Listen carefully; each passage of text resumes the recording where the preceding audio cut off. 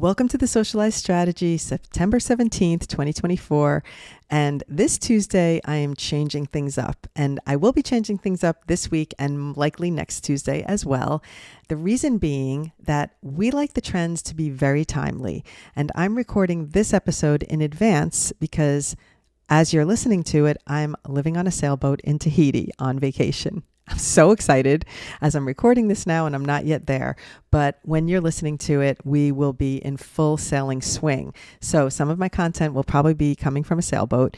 And because of that, I don't want to do trends for you ahead of time because they won't be timely. So we will be adding the trends into the newsletter. So the newsletter that you receive today has the trends which are current.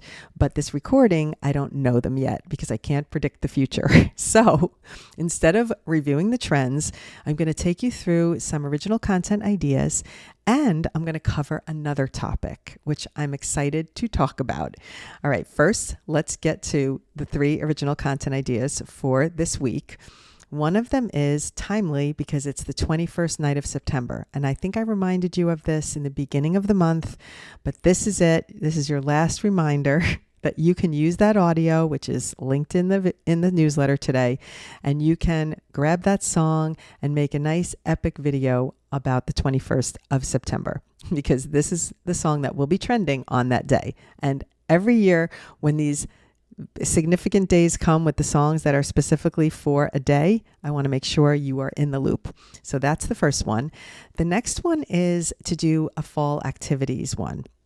Talked a little bit about this recently about doing back to school stuff and what's your favorite thing about the fall. But this one is what happens in your local town. Does your town or your city throw a festival? Where do you actually go to do your your cider donuts and your apple picking? We mentioned that another time. Maybe it's a local small business that you can highlight or celebrate. It's always good to spread the love. I'm going to tell you that when you do an accidental collaboration, so it's not like you're purposely collaborating, you're not making a plan and saying, oh, I'm going to come to your store and feature you or something like that. If you do something spontaneous, typically that business will be so excited to see your content that they will share it to their story, and then you get more views on your content. I have done this a lot of times in New York where I randomly hop into an event. I was at a Maybelline event accidentally. I was going for a walk and I happened upon a concert and I got reposted on the Maybelline Instagram, So those are the types of things that can be accidental collaborations that can do really, really well. As a matter of fact, a friend of mine, hi Megan, works with a dermatologist doing his social media, and he did a post with where he mentioned Bethany Frankel, or somehow he did a stitch, like she said something and then he stitched it. Anyway, she reposted it to her story. He got tons of views on that content and gained a bunch of followers from it. So sometimes when you accidentally do a random feature somebody else, they're going to be so excited. They're going to feature your video on their feed. So it's like a win. So it's a good way to grow. Think about that.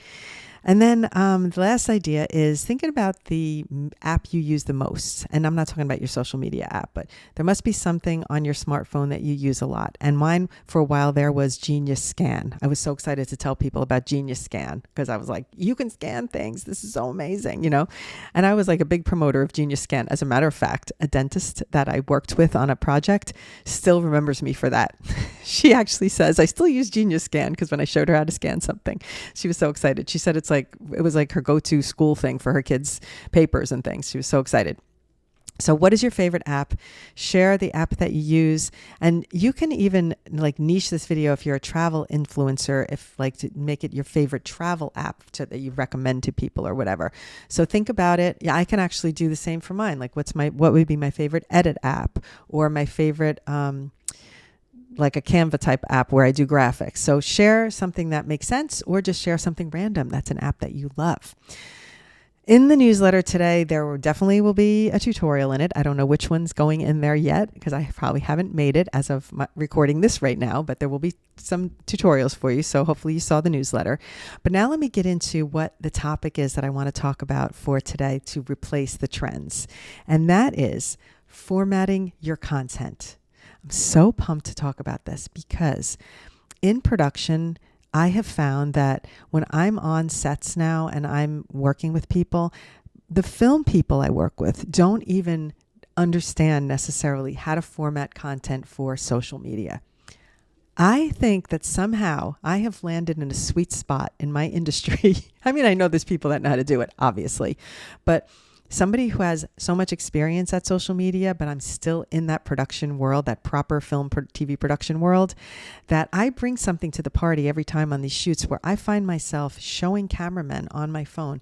You see how it has to be cropped. You see this, how much headroom is needed, because I'm going to tell you, when film camera people shoot, they shoot horizontal movies. That's what they're, cinematographers. They shoot movies, 16:9. That's horizontal format.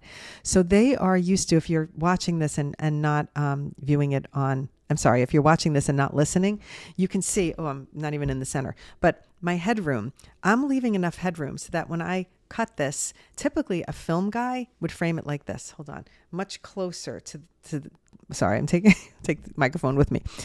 A film person would film with much higher to the top of the frame. I purposely set my camera so that I'm down a bit, so that if I was to crop this and slice it down, I'm far enough back that I'm not going to be just a giant face in the screen. So formatting is so important. So now I'm going to talk about the different formats of videos per platform and explain how to accomplish it so that you can prep your videos so that they're usable on the platforms that you need them for. All right, let me start with YouTube.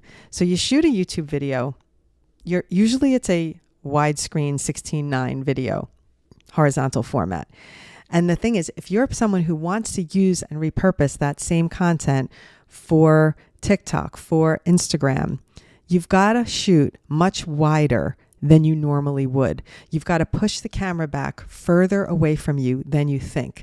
So if you're watching this video right now on YouTube, I'm still too close to the camera. If I was really, really planning to use this for vertical format, when I do my social media clips, I'm not so picky about it because it's just me talking, but I literally would push this back a little further so that I have a little bit more headroom and a little bit more space, so that when I crop this down like this, if you're watching it, it's going to still keep my shoulders in, and it's going to keep my head in a place that's going to stay in the more or less the center of the frame, so that when I cut it, it still works for vertical format.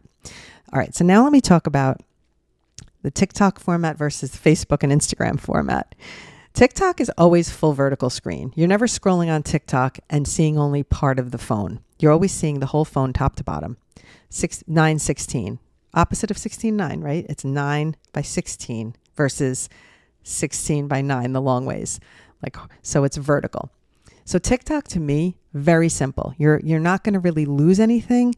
You want to still make sure when you're putting text at the top that you're putting it a little bit lower, because there's stuff on the top of the frame. When you're watching TikTok videos and scrolling, it says friends and for you and whatever following on the top. So you want to make sure your text is a little bit lower in the safe zone, and the bottom lower caption you want to keep in mind is there. So I always keep my text in a middle square-ish section, a middle 4x5-ish section, because you want to be able to see your text. Okay. But like I said, on video, on TikTok, you see the whole video top to bottom. The difference is on Instagram, sometimes you're scrolling and you're in feed, which means you're not in full reels where you're tapped in, and you're like TikTok full frame. When you tap into the reels tab, so if you're scrolling in on your feed, you're only seeing part of it. You're only seeing a 4x5 amount of the video. And the minute you tap in, I'm going to see if I can show you. So that way, if people are watching, you can see what I mean, because it's a little tricky to explain it. All right. So here, I'm going to do it right now. So right now, here's an Instagram video. Ooh, a little glare. Here's an Instagram video, and it's in feed because I'm not seeing the whole thing, because what's across the top is a bunch of circles for the stories. But when I tap it like that, okay, now it's full frame. And so now all the stuff at the top is gone, but look at, there is a caption at the bottom that's covering some of the stuff that you're seeing on the video. So now let's go back out. As soon as you come out of the feed, you're in a more of a 4:5 ratio because there's other stuff happening at the top of the frame. So when you're formatting for Instagram, you've got to always keep in mind that something at the top might be lost if someone's scrolling in the feed and they're not tapped all the way in. Okay? Tap in, you're in full frame. If you don't tap in, there's going to be some stuff missing from the top. So that's why more headroom. You don't want to be all the way at the top of the frame on your vertical videos because it's going to chop off your head. It's going to give you a haircut, as we say in film biz. It's going to take off some of your head when it's in the feed. Just be careful about what's up high and down low on your frames. So even if you're filming and you're filming vertical, you want to give yourself space at the top and the bottom. You also want to make sure that any text you put is in Instagram's a little bit better about giving you a grid on the Instagram story, but you still just be mindful, just drop that text down lower than you think so that you're in the safe zone, because there's nothing worse than being a viewer and straining to read text that's out of the frame and it looks terrible, so people just scroll on by. Now let's talk Facebook. I have noticed that most of my clients, when they post on Facebook, they are requesting 1x1 square videos. I have no idea why, because Facebook also has Reels where they can be full frame. But for whatever reason, I think Facebook, when it's ads, they protect with the 1:1. So it's always a square format requested professionally in my industry. So I'm going to take that information and say there must be a reason for that. Maybe it's because they're running ads. There must be some reason why they're asking for it that way. So when you're formatting for Facebook, not for Facebook Reels, but for Facebook ads or Facebook posts, they are asking for 1x1. So those are the three main formats that you're formatting for different platforms. And if you're a YouTuber that wants to start with the horizontal and not have to shoot everything twice, you have to push that camera back so that everything can be cropped and you're not losing parts of your scenes when you do the croppings. Personally, for me, I don't even bother. Except on the podcasts. I shoot the horizontal podcasts. But when I shoot my tutorials for YouTube, I don't change them at all. I shoot vertical format tutorials and I post them in long format on my YouTube channel. My strategy is to post for the platform that I'm posting for and then just repurpose as best I can. So I don't necessarily reformat things for YouTube, reformat things for all the platforms. I lean into the one that I love posting on, and that is what I deliver into the other platforms because it's a trickle-down effect for me, and it's not as important. If you want to be perfect on all the platforms, it's going to take you longer. It's going to be time-consuming. It's doable, without a doubt. It's just more time. So you have to decide how you want to spend your time. And for me, I don't really want to spend a whole lot of time worrying about formatting for YouTube, but I get the job done. I put it on YouTube, I get myself a thumbnail, and I upload that, and I schedule those, and I got them pumping out. YouTube pumping out. While I'm talking YouTube, I'm going to give you a couple of little hot tips. When you post to YouTube and you name your file, I heard through somebody that's an expert that if you have a file name that will be recognized by the platform in SEO. So if you're, when you export a video and it's got like igbgdf.mov as your file, if you name it and you just call it podcast file number 1 or podcast episode number 1, you're going to have less likely a chance of getting certain SEO discovery points for that. So what you want to do is name your podcast file. So I would go, let's see, what am I doing for my podcasts? Social media trends, updates, content ideas, tutorials. I name the file with all of the keywords before I upload it. And then once I upload it, then I can go into my computer and rename it, episode whatever, to file it away. But when I post it, somebody told me along the way, and I thought, you know what, it can't hurt. And I think it's true that the platform recognizes the file name. And so it will use that to help categorize the video. So that's like a hot tip, because I was told once that somebody commented on my video and said, your SEO is so good because this is the first video that came up when I searched for this topic. I was shocked because I'm not a big YouTuber and I don't have a huge following. So I couldn't believe that I showed up in the top of the search for the topic that he searched. So I think I'm doing good with SEO over there. So I say, take a page out of my book, name your file name before you post it. Second thing, that's a hot tip that my friend Lorraine picked up on, and hi Lorraine, when she heard my podcast episode, that if you're posting podcasts, if you have a bunch of interviews on your YouTube and you want to make them into a podcast, all you have to do is create a podcast playlist and make it into a podcast. It's so easy. It's very funny. So that way you'll get discovered in podcasts. So you can easily convert any of your content. If it's podcast worthy, you can easily convert that into a podcast by creating a specifically designed podcast playlist. It has to be done a certain way. She Googled it. I think I also gave a tutorial on how to do it, but you've got to make sure you're in that podcast discovery. So that's the second thing. And then of course on YouTube, thumbnails are way more important. So I don't spend a lot of time on thumbnails. Julie made me some thumbnails and I kind of just roll with them. I think if I was going to go hard on YouTube and really make that my focus, if anything ever happened to TikTok, I'd maybe lean my focus so hard into YouTube, and I probably would revisit my thumbnails. Maybe I'll do that soon. But for now, the thumbnails are what they are. I make sure that the context of what's in the video is clearly stated in the thumbnail so that when someone's scrolling, they can easily find it. So now it is pouring. I don't even know if you can hear that if my microphone is picking it up, but my goodness, it's pouring and it's sunny all at the same time. So if you're watching this, the sun's shining and the torrential storm is happening outside. You cannot make this up. Anyway, all I know is right now I am somewhere sailing in Tahiti as you are listening to this, which is making me smile because it's like I'm predicting the future and it's really fun. Oh my goodness. All right. Well, thank you for listening today. I'm going to wrap it up.